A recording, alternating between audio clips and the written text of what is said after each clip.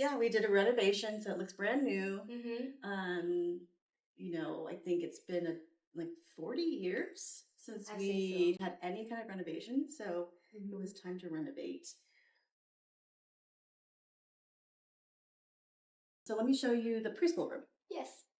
So the preschool room is our oldest children. Mm-hmm. They are kids from 2 to 5 years old. Yes. Late 2s to 5. That's what this space is for. It's a space for them. Mm-hmm. I really like the Loft. Yes. It's a very popular place for kids. The kids love to go up there, Mm-hmm. mainly to get away from us. Yeah. And they like to hide underneath. What's that like learning with dogs together? It has actually been so great that I would love to have more animals in the space. It's just hard to do that because of the Department of Health. So having a dog here, we need to have special license. The dog has to be certified to be here for a specific reason for somebody with a disability. A place that they like to go to. Mm-hmm. The kitchen is like a regular kitchen. It's small, but the kids, they pull their lunches out of the refrigerator. And in the preschool room, they are pretty independent about eating. So as we'll see throughout the classrooms, and we'll talk about it later, every classroom has a different way of approaching caregiving activities, all different according to the ages of the children. So at this level, this is our oldest children. They are a lot more independent. They can do a lot more things on their own. So they can take their lunches out and ask for the lunch to be heated. And so they bring their own lunches, which is nice because we get to see what they typically eat. Here is our little clinic because last year when the dog started with us, he got sick.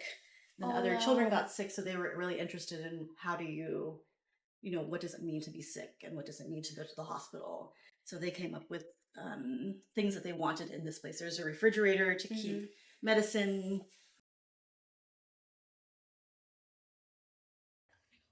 So we also have observation booths, which is where visitors can come to observe the children and the teachers in the classroom without interrupting. Yes. The lights are off there, so we can't see inside. But when the lights are on, we can see inside. Yeah. There's headphones so that you can actually hear what's happening because there are microphones in the classroom. That's the one-side mirror. It's a one-sided mirror, right? So, but a lot of the times, obviously teachers know that we have a booth, an observation booth. The kids sometimes also know that this is here. So it's nice sometimes, children, if they're curious in the space, we bring them up here and they get to look at what's happening in their classroom. So they get to see another perspective. Because this is a space where we also train pre-service teachers. So it is a space where teachers can learn about children and our approach to children. That's really helpful. Yeah. Well, let's show you the toddler room. This is the toddler room where the children are around 18 months to 36 months, roughly. Depends on the children we have this year. Yeah.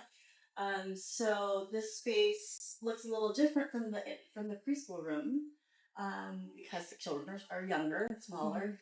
The teachers really emphasize the art that children make.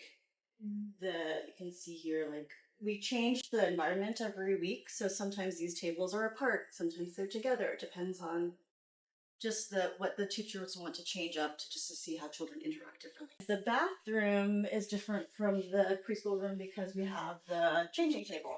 Yes. So because they are still toddlers, at this age, they still start potty training right now. Right. So some of them are still in diapers, not still in diapers. It's okay for them to be in diapers. And we use a changing table for that. And then some of them are toilet learning. So they are learning how to use the toilet. And they either can sit on the toilet.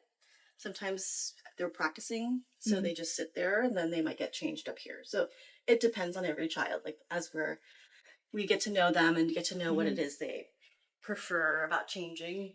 Yep. That's really important for us, is to respect their body, their sense of time, their readiness, so that we're not forcing all the children to do the same thing at the same time. 8 babies in this room. Yes. This is their original infant room. So some things that are different about it, the bathroom, we have a bathroom over there, which I can show you. Here is, where they keep their diapers. Some people would ask, like, why do you keep it so low? Because we often see the kids pulling out the baskets. Yeah. And for us, it's okay. We want them to explore the things that they put on their bodies and their friends put on their bodies. So sometimes they pull it out and they actually know whose diaper is whose. Yeah, so we think that, it's a really nice way for them to learn about each other. We have 2 nap rooms. Yes. Some babies like to be on the floor, so that's why there's a mat on the floor. This is the first year, I think, in a while that we've had a child, like, not wanting to be inside the group, but wanting to be in the mat. So we trust them enough to, we make sure that we are understanding what their needs are. Some children like to be rocked before they go to sleep, so that's why we have this chair here. Every child has a different thing they prefer. Again, with another rocking chair. Before every baby goes down for a nap, we change their sheets. The teachers prepare by putting their sheets down. So there's a lot of preparation and thinking about time. Oh, so this child is going to go to sleep in an hour. Let's put them in this room. Let's put their sheets on. Let's make sure we put this other baby somewhere else because we don't want them to disturb this baby because they wake up easily. So in this room, we have babies that are 2 months old to 18 months. This is the second part, the newer part of the infant room. It's ready for us. It gives the children more space to move around. Just because they're infants, people think, oh, we can give them a small room. But we understand that children, especially when they're infants, they are discovering movement. And so it's important that we give them a space where they can actually explore their movements better. So this is that room. And space is used when it's raining outside or we have a child who needs to kind of have some space for themselves. This is where they go, or a small group of kids might go here because they're in the room too long and they just they don't want to be in the same room. So changing is really good. Changing in the environment is very important for us to do for children. Yeah. So that's why we change the arrangement of the furniture, add or remove different materials. Different setup. Yes, exactly. Different setups. And that just allows them to explore the space in a different way. Another bathroom and has a changing table that you would pull down. That one is new. Yes, this one is new.